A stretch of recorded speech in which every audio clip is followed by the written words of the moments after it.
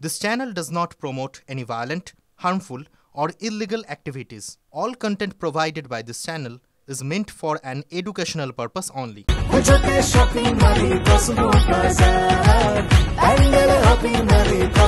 Cosmo বাজার পুজোর shopping two pandal hopping, সঙ্গে রয়েছে দারুণ আকর্ষণীয় উপহার।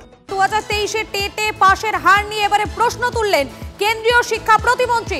মাত্র 2.47% হারে পাশ অনেক প্রশ্নের জন্ম দিয়েছে।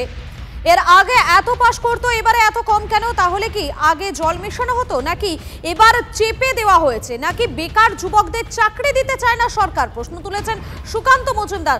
আরও একবার জানাবো আপনাদেরকে, ইতিমধ্যেই প্রাথমিকে টেটের যে ফল প্রকাশ, সেই ফল প্রকাশ হয়ে গিয়েছে এবং 23 টেটের পাশের হার নিয়ে এবারে প্রশ্ন তুলেছেন কেন্দ্রীয় শিক্ষা প্রতিমন্ত্রী। কি প্রশ্ন তিনি তুলেছেন শোনাই আপনাদের।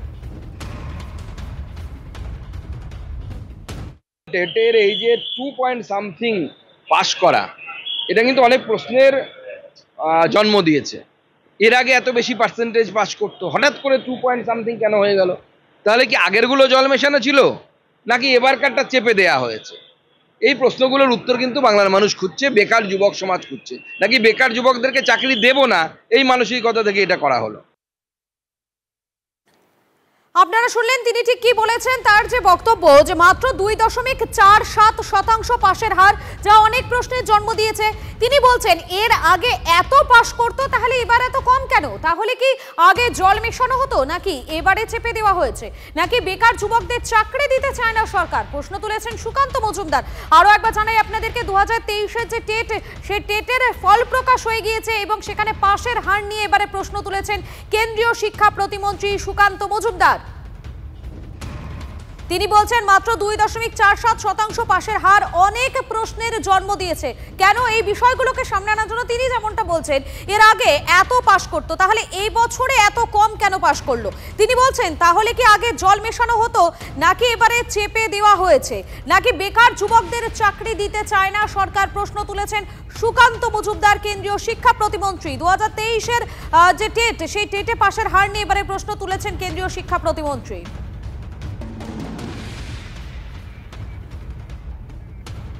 তৃণমূলের রাজ্য সহসভাপতি জয়প্রকাশ মজুমদার রয়েছেন আমাদের সঙ্গে। আপনাকে স্বাগত TV9 বাংলায়। দেখুন, এই যে 2023 টেটের যে পাশের হার, সেই পাশের হার নিয়ে প্রশ্ন তুলেছেন কেন্দ্রীয় শিক্ষা প্রতিমন্ত্রী। তিনি বলছেন যেমনটা যে আগে অনেকে পাশ করতো, তাহলে এবার এত কম কেন? এবং এই বিষয়ে তিনি বলছেন যে তাহলে কি আগে জল মেশানো হতো, আর এবারে কি চেপে দেওয়া হয়েছে? আমি জানি তো সুকান্ত মজুমদার নিজে মাস্টারমশাই ছিলেন এবং এখন শিক্ষামন্ত্রী। তো এই লজিক নিয়ে কি ভারতবর্ষের শিক্ষা ব্যবস্থা চলে?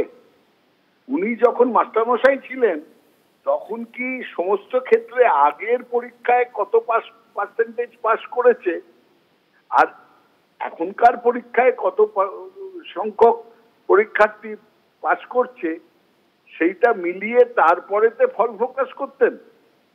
এরকম অবৈজ্ঞানিক, অবাস্তব কথা কারা বলতে পারে? অর্ধশিক্ষিত কিংবা উদ্দেশ্য প্রণোদিত ভাবে যারা বক্তব্য রাখে।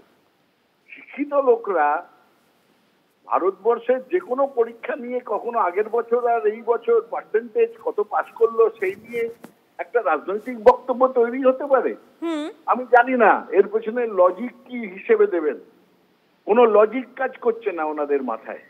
পরীক্ষা হয়েছে, কেউ তো পরীক্ষার প্রশ্ন কঠিন হয়েছে বলে কেউ কমপ্লেন করেনি। 3 লক্ষ লোক, তাদের সমস্যা নেই, পরীক্ষার্থীদের সমস্যা নেই।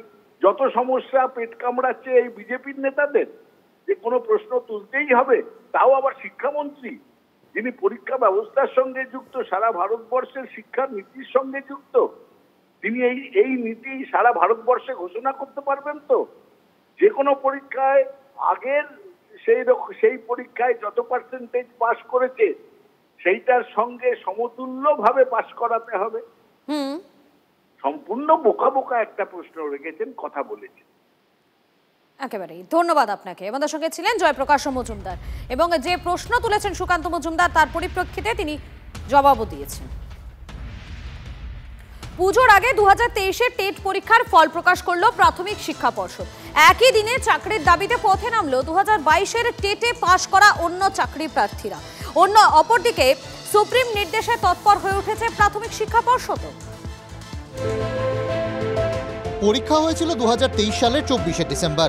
1 বছর 9 মাস পর প্রকাশ হলো রাজ্যের সর্বশেষ টেট পরীক্ষার ফল প্রকাশ করে পর্ষদ জানিয়েছে 2023 সালে টেট পরীক্ষার জন্য নথিবদ্ধ হয়েছিলেন 3,09,054 জন।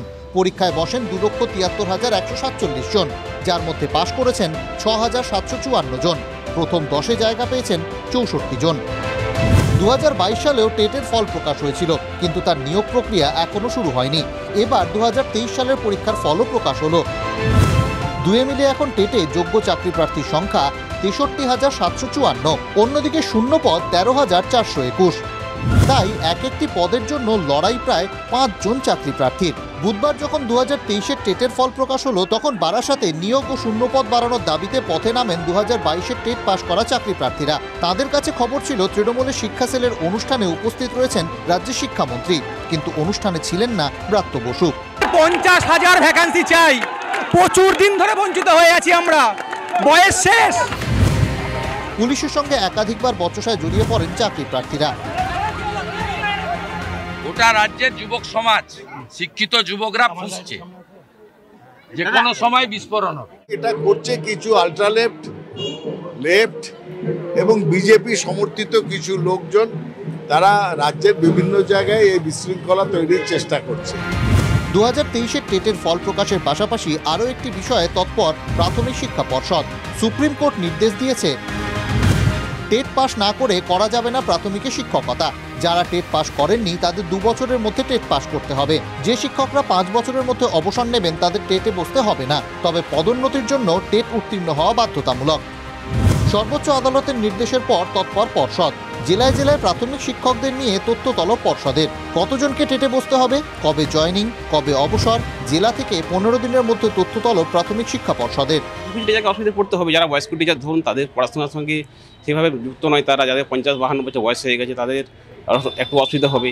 ইনকেস সফল হতে না পারলো কেউ, আমি বলছি আমার ক্ষেত্রে কি হোক আর কোনো টিচারের ক্ষেত্রেই হোক, তার ক্ষেত্রে তো একটা প্যাথেটিক সিন হয়ে যাবে না। এই যাদেরকে এই রায় পুনর্বিবেচিত করে তাদেরকে অ্যাকচুয়ালি তাদের সার্ভিস প্রোটেক্ট করা উচিত এই আর্টিকেল 12 অথরিটিদের, তার বদলে তাদেরকে আবার বিড়ম্বনার দিকে ঠেলে দিচ্ছে।